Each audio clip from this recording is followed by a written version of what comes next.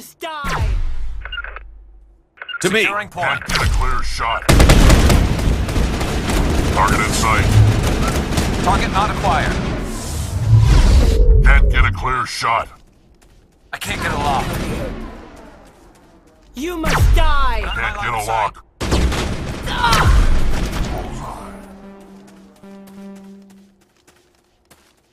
Think we got him, Commander.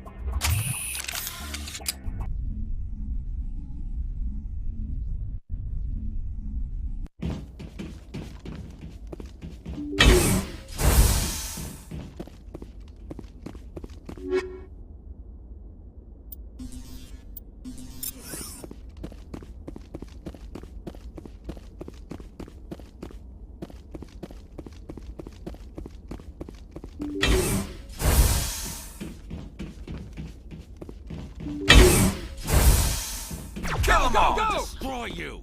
I will destroy you! I will destroy you, guys! Destroy you!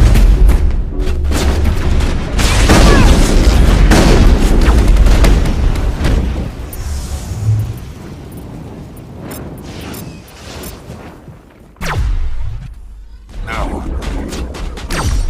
Locked and loaded. You must die! I'll kill you! I'm on it! Look out!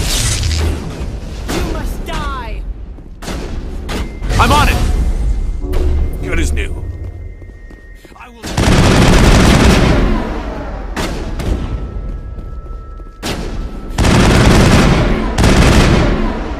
I will destroy you!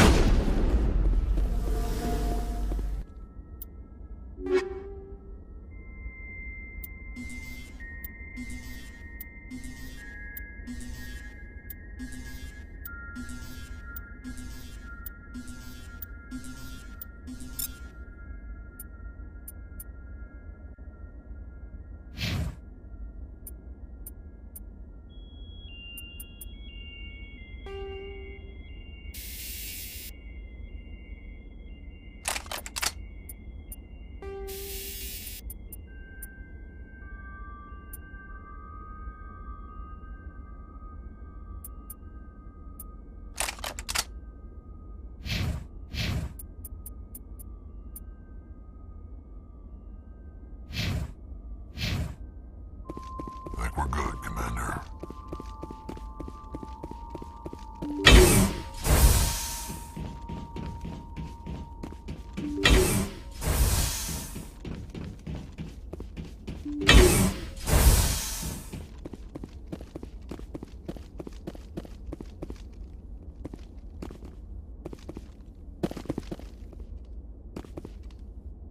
Let's get moving.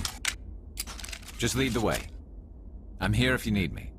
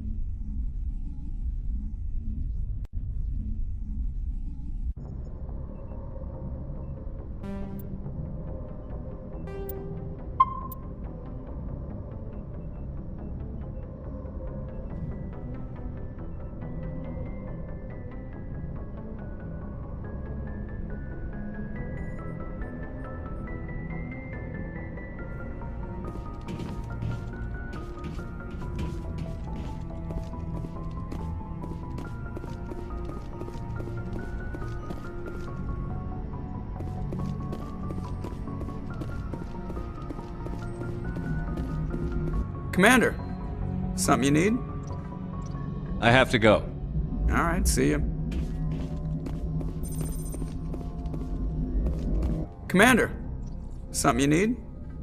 How'd you end up joining the Alliance? Look, if you're looking for an inspirational tale of the crippled kid overcoming impossible odds, you're gonna be disappointed. My mother was a civilian contractor working for the Alliance. I basically grew up on the Arcturus station back when they were building up the fleets. Spend all that time around Alliance ships, there's a good chance you'll end up going to the Academy. Why does everyone call you Joker? It's a lot shorter than saying Alliance Flight Lieutenant Jeff Moreau. Plus, I love to make little children laugh. You're dodging the question. Look, I didn't pick the name. One of the instructors in flight school used to bug me about never smiling. She started calling me Joker, and it stuck.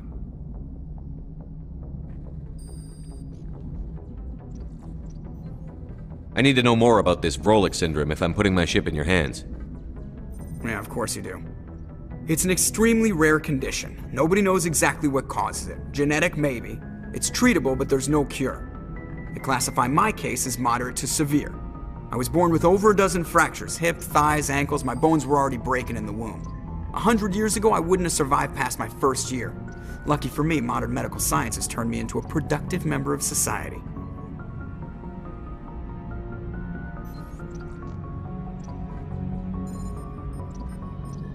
You're not gonna break a bone trying to fly the ship, are you? I don't fly with my feet, Commander, so I'm fine as long as I'm in this chair. I gotta be real careful when I get up to take a piss, though. I can do my job as well as anyone on the ship. Better, actually. So don't worry about it. I'm not trying to make you uncomfortable. Let's talk about something else. Whatever you want, Commander. How'd you end up joining the Alliance? Look, if you're looking for an spend all that time around Alliance ships, there's a good chance you'll end up going to the Academy. I need to know more about this Vrolik syndrome. 100 years ago, I wouldn't have survived past my first year. I have to go. Alright, see ya. Commander, something you need? I need to know more about this Vrolik syndrome if I'm putting my ship in your hands. Yeah, of course you do. It's an extremely rare condition. Nobody knows exactly what causes it. Genetic, maybe. It's treatable, but there's no cure. They classify my case as moderate to severe. I was born with over a dozen fractures, hip, thighs, ankles. My bones were already breaking in the womb. 100 years ago, I wouldn't have survived past my first year. Lucky for me, modern medical science has turned me into a productive member of society. I'm not trying to make you uncomfortable. Let's talk about something else. Whatever you want, Commander. How's the Normandy performing? Is she everything they said she'd be? She's the best ship in the fleet, if you've got a pilot who knows how to handle her. Balance isn't what you'd expect. Takes a while to get used to that oversized drive core we got stuffed in the back, and her power can sneak up on you if you're not careful. The Normandy's probably too much ship for your average Alliance pilot, Commander. Lucky for you, I'm anything but average. I have to go. Alright, see ya.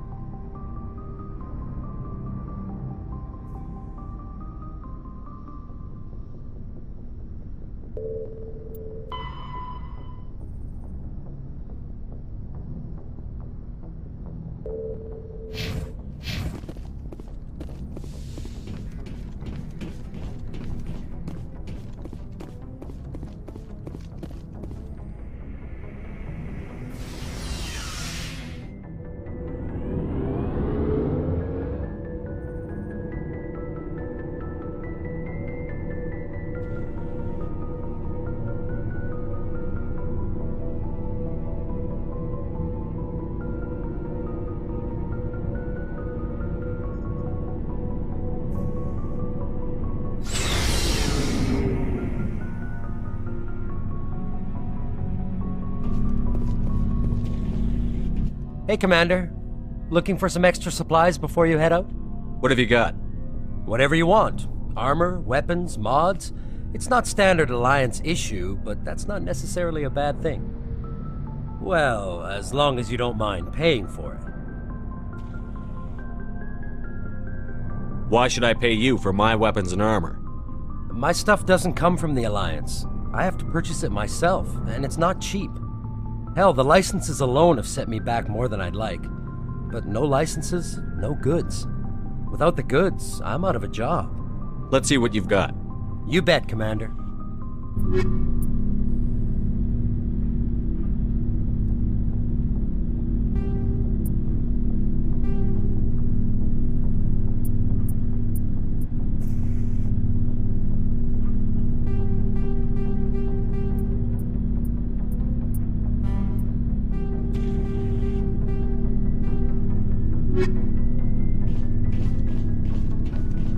Commander, nice work out there. I knew working with a Spectre would be better than life at CSEC. Have you worked with a Spectre before? Well, no, but I know what they're like. Spectres make their own rules. You're free to handle things your way. At CSEC, you're buried by rules. The damn bureaucrats are always on your back.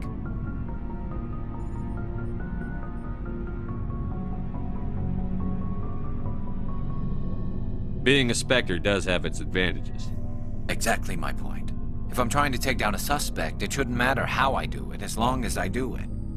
But CSEC wants it done their way. Protocol and procedure come first. That's why I left. So you just quit because you didn't like the way they do things? There's more to it than that. It didn't start out bad, but as I rose in ranks, I got saddled with more and more red tape. CSEC's handling of Saren was typical. I just couldn't take it anymore. I hate leaving. I hope you made the right choice. I'd hate for you to regret it later. Well, that's sort of why I teamed up with you. It's a chance for me to get off the Citadel, see how things are done outside CSEC. Either way, I plan to make the most of this. And without CSEC headquarters looking over my shoulder, well, maybe I can get the job done my way for a change. If getting the job done means endangering innocent people, then no. We get the job done right, not fast. Got it? I wasn't trying to. I understand, Commander.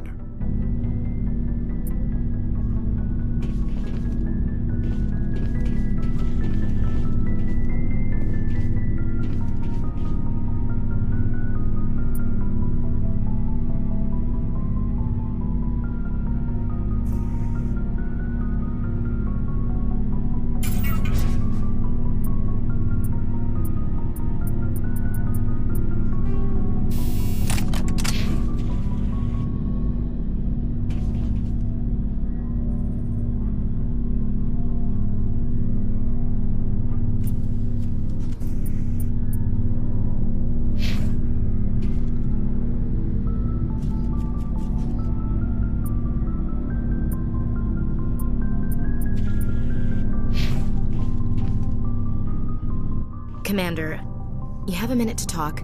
I keep an open door policy. If you have any concerns, lay them on me. All right.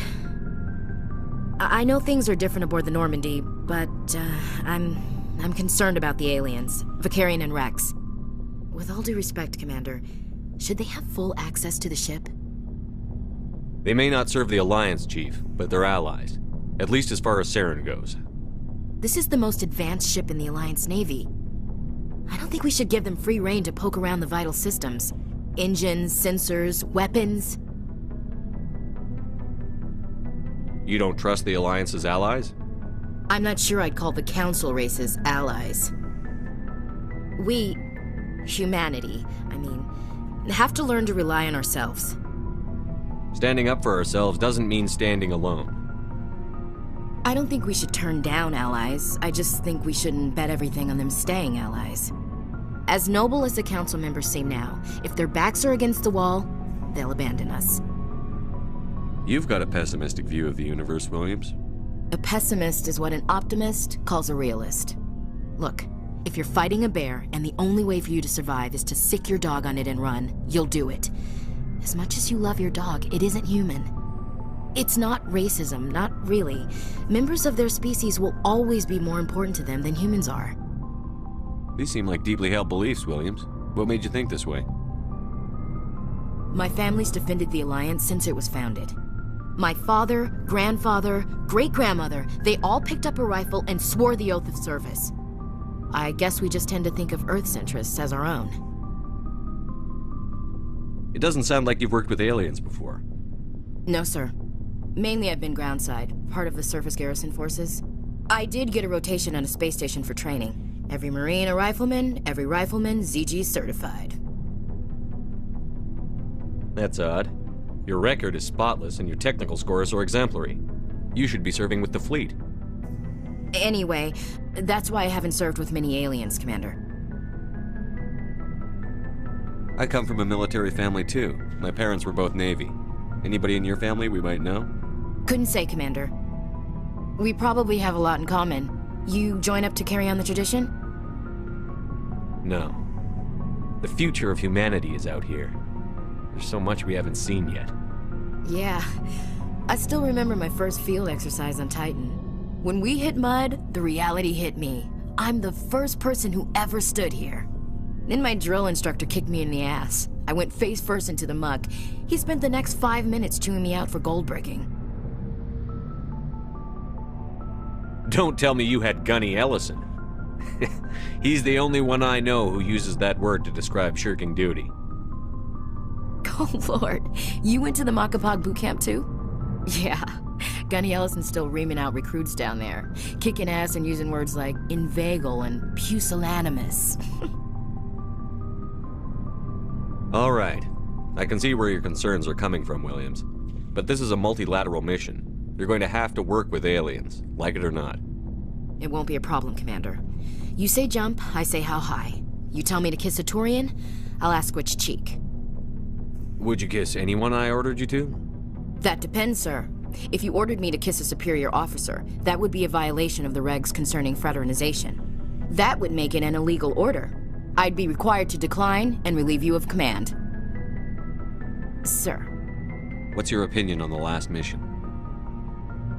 Kinda wish you'd got there sooner, Commander. No offense, I appreciate the rescue. I just wish... You wish we'd been able to save the rest of your unit? Yes, sir.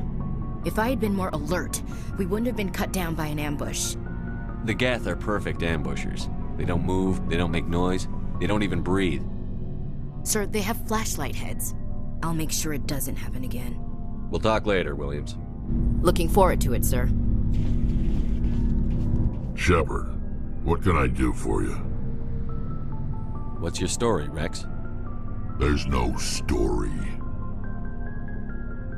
Go ask the Quarian if you want stories. You Krogan lived for centuries. Don't tell me you haven't had a few interesting adventures.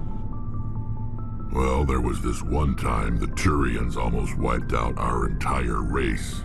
That was fun. I heard about that. You know, they almost did the same to us. It's not the same. It seems pretty much the same to me. So your people were infected with a genetic mutation? An infection that makes only a few in 1,000 children survive birth? And I suppose it's destroying your entire species? I suppose it isn't all the same. I don't expect you to understand, but don't compare humanity's fate with the Krogan. I was just making conversation. I wasn't trying to upset you. Your ignorance doesn't upset me, Shepard.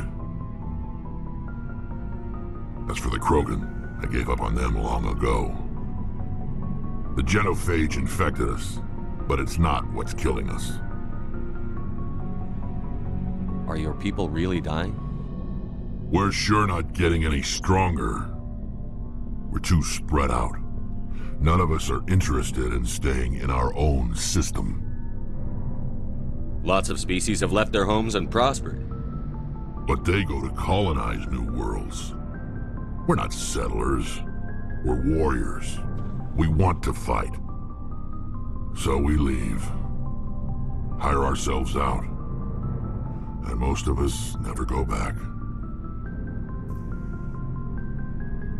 What can you tell me about the genophage? Ask the Solarians if you want details. They made it. All I know, it makes breeding nearly impossible. Thousands die in stillbirth, and most never get that far. Every Krogan is infected, every one. And no one's rushing to find a cure. Why don't the Krogan try to find a cure? When was the last time you saw a Krogan scientist? You ask a Krogan, would he rather find a cure for the genophage or fight for credits? He'll choose fighting every time. It's just who we are, Shepard. I can't change that. Nobody can. So long, Rex. Shepard.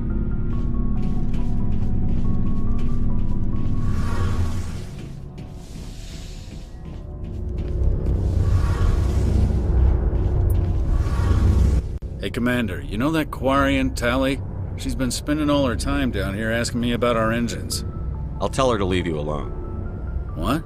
No, she's amazing. I wish my guys were half as smart as she is. Give her a month on board and she'll know more about our engines than I do.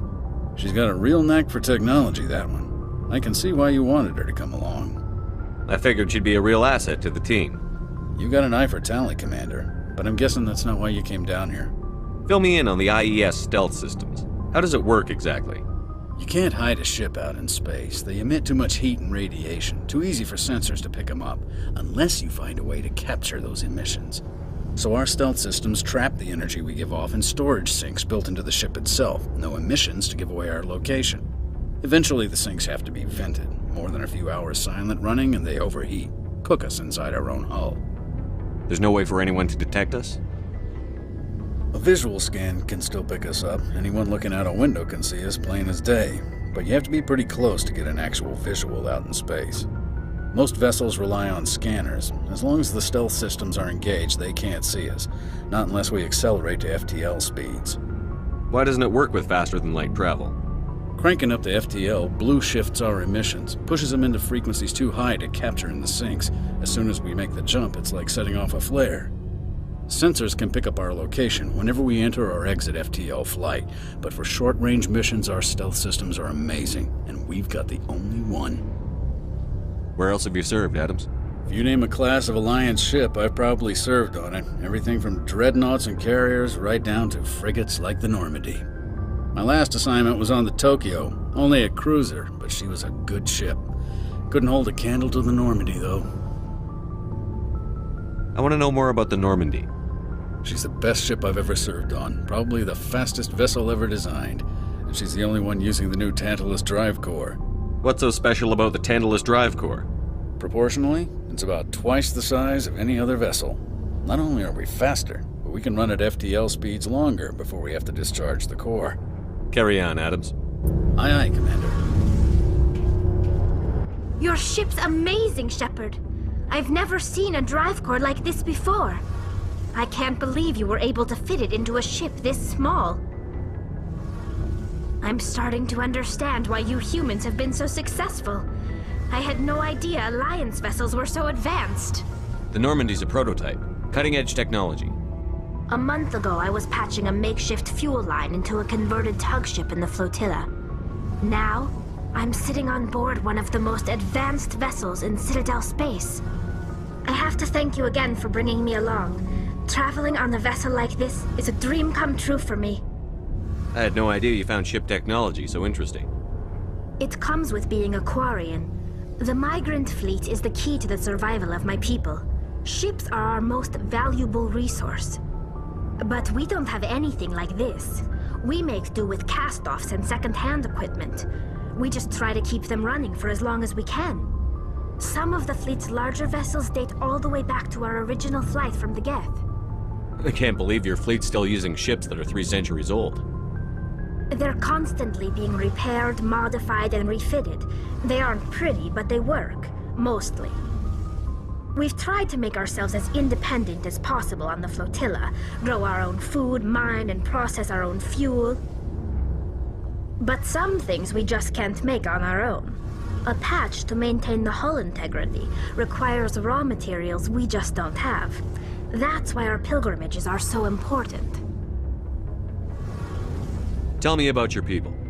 Our lives aren't easy. Resources are scarce, and we are constantly on the move. Everything we do must in some way contribute to the continuation of the migrant fleet. There are 17 million Quarians in the flotilla, and each of us relies on the others for survival. The bonds among my people are strong. Unfortunately, we have had to surrender many of the freedoms and civil liberties other species take for granted. What kind of freedoms? Well, it's illegal for parents to have more than one child. If our population grows too much, it would strain our resources to their breaking point. Of course, we also can't allow our numbers to become too few. If our population is in decline, the rule against single births is temporarily repealed. In extreme cases of population decline, incentives are even offered to encourage multiple births, though the Conclave hasn't had to take such measures in nearly a century. That's your government. The Conclave is our civilian branch of government. Each ship can elect a representative to serve on the Conclave and make decisions that affect the fleet as a whole. On matters that affect an individual ship, however, the captain has the final say. It's a tradition that dates back to the early days, when the fleet was governed by martial law.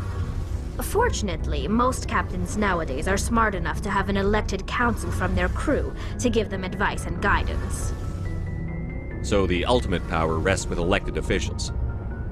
In practice, the Conclave and the respective council for each ship tend to set the rules that govern our daily lives.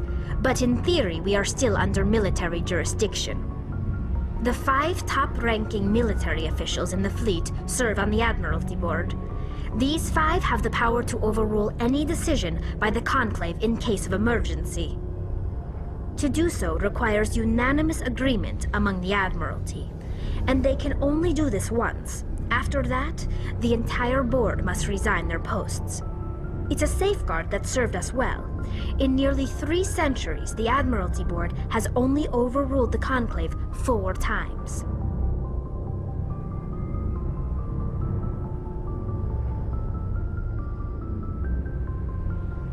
I want to know more about the pilgrimage. When my people reach maturity, we leave our birth ships and seek acceptance with a new crew. It's necessary to maintain genetic diversity among the fleet. But no ship wants to accept someone who will be a burden on them. So, to prove our worth, we embark on a pilgrimage. We set out alone, leaving the flotilla and our families behind us. We only return once we have found something of value we can bring back to the fleet. This is presented as a gift to the captain of the respective ship we wish to join. If the gift is accepted, we are welcomed into the crew. Can a captain choose to reject the gift? That doesn't happen often. Most captains are eager to increase the size of their crew. It increases their own standing in our society. Even when a gift is not particularly valuable, the captain usually accepts it out of a sense of tradition. However, there is a stigma to presenting a substandard gift. It's not the best way to make a good impression on a new community. Most pilgrims don't return until they find something worthwhile. I can't believe they just send you off alone. It's not like they just cast us out.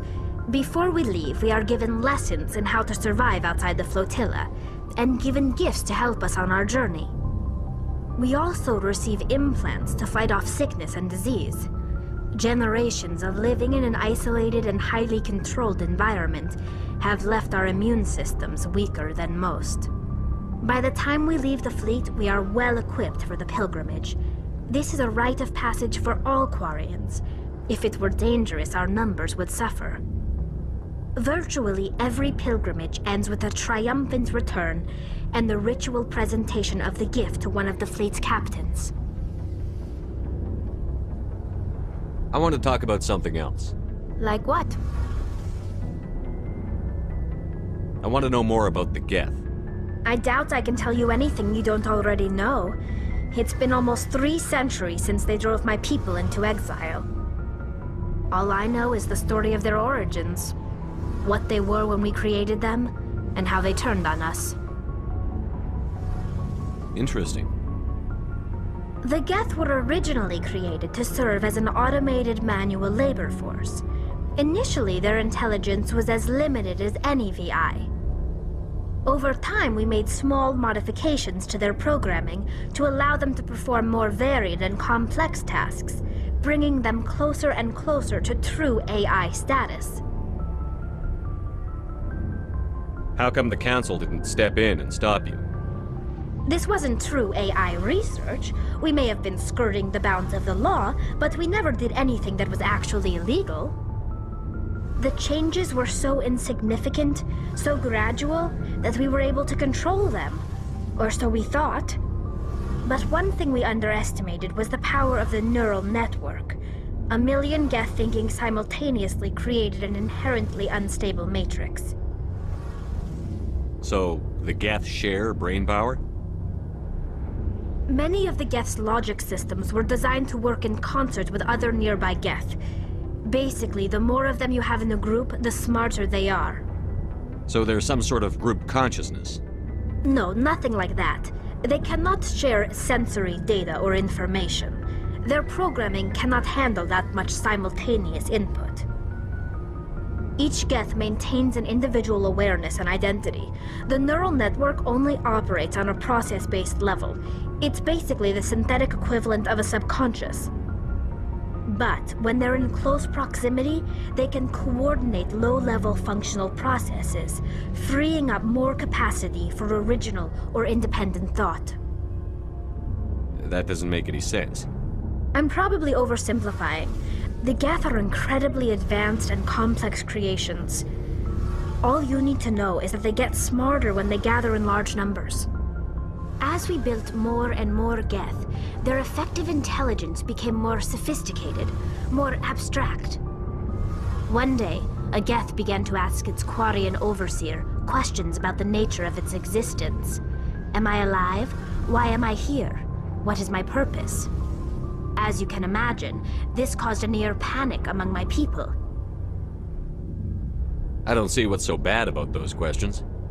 The Geth were created to engage in mundane, repetitive, or dangerous manual labor.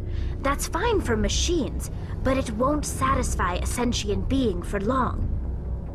The Geth were showing signs of rudimentary self-awareness and independent thought. If the Geth were intelligent, then we were essentially using them as slaves. It was inevitable the newly sentient Geth would rebel against their situation. We knew they would rise up against us, so we acted first. A general order went out across all Quarian-controlled systems to permanently deactivate all Geth. The Geth responded to this order violently. You can't blame them for fighting for their survival. We had no other choice. The Geth were already on the verge of revolution. By acting quickly, we had a chance to end the war before it began. The hope was that most of the Geth would still be little more than machines, incapable of organized resistance. But they had progressed much further than anyone anticipated. The war was long and bloody. Millions upon millions of Quarians died at their hands. In the end, we were forced to flee our own homeworld. We feared the Geth would pursue us, but they never came beyond the Veil. Now we drift through space, exile searching for a way to reclaim what was once ours. It's hard to feel sorry for you. Your ancestors tried to wipe out another species. We made a mistake when we created the Geth in the first place, but we did not make a mistake when we went to war against them. If we had not acted, they would have wiped us out. They're a synthetic life form. They have no use for organics. None. Why do you think they cut themselves off from the rest of the galaxy? Why do you think they've killed every organic being who's ever tried to contact them? They didn't kill Saren. What does that tell you? The Geth are not innocent victims in all this. They're the enemy. They want to destroy us. Not just the Quarians. All organic life. That's why they've joined up with Saren. And that's why we have to stop him. I should go. See you later.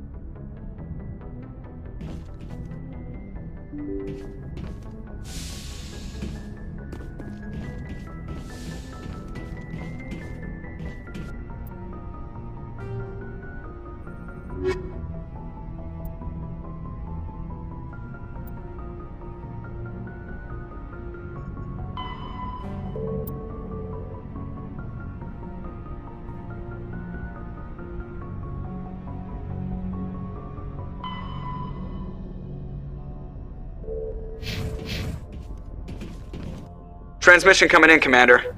I think you're gonna want to hear this one. Greetings, Commander Shepard. I represent a party interested in obtaining information on Cerberus activities. Who are you and who do you represent? Who I am is inconsequential. Suffice to say, I am an agent for the Shadow Broker. You see, Admiral Kahoku contacted my employer looking for information on the location of any Cerberus facilities. We provided that information on the promise that he would turn over copies of all files gathered from the Cerberus systems to us. Did you have anything to do with Admiral Kahoku ending up dead? We had no reason to harm him. He was going to provide us with information about Cerberus. Information that is now in your possession.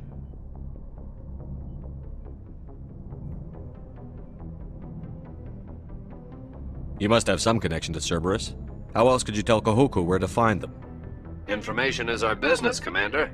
Through our contacts, we were able to determine that the Cerberus group was active in the Voyager cluster. Unfortunately, that was all we were able to find out. That is why we are so interested in acquiring copies of the files from you. Your deal died with Kahoku. Why should I help you? The Alliance is just going to file this information away in some archive, but no secret stays hidden forever. Eventually, someone somewhere will deliver it into our hands. Might as well be you. Transmit the files to us and you will be well compensated. What are you going to do with this information? Information is a commodity. It can be bought, sold, or traded. Why my employer desires this information is not my concern. I am only the buyer. I'll transmit the files. I knew you were a reasonable man, Commander. My employer will remember this the next time you need something from us.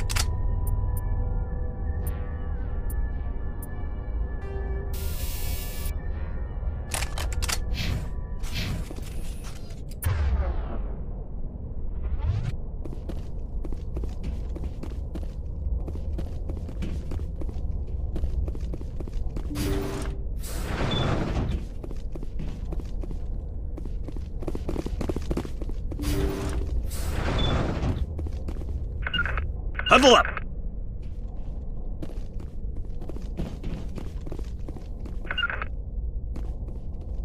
Intruders! Kill the hostage!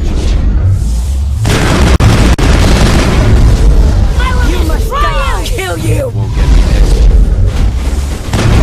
You must die! Shields down!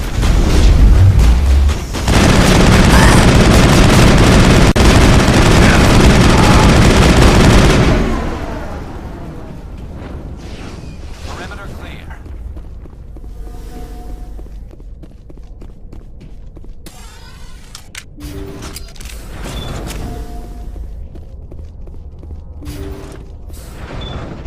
See how it is?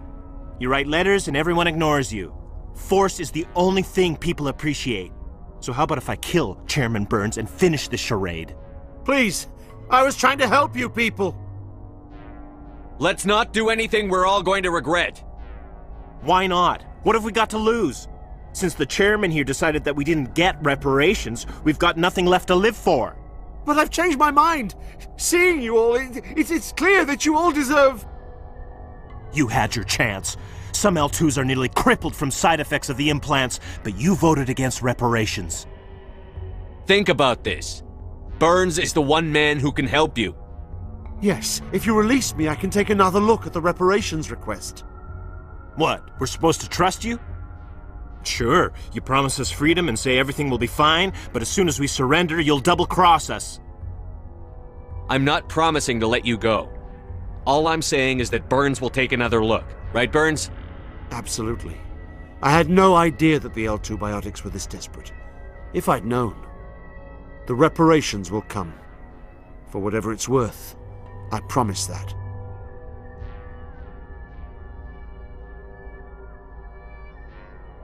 You're right. I don't want to die. Maybe something will happen this time. We surrender. Thank you, Commander. I thought I was dead when they took me.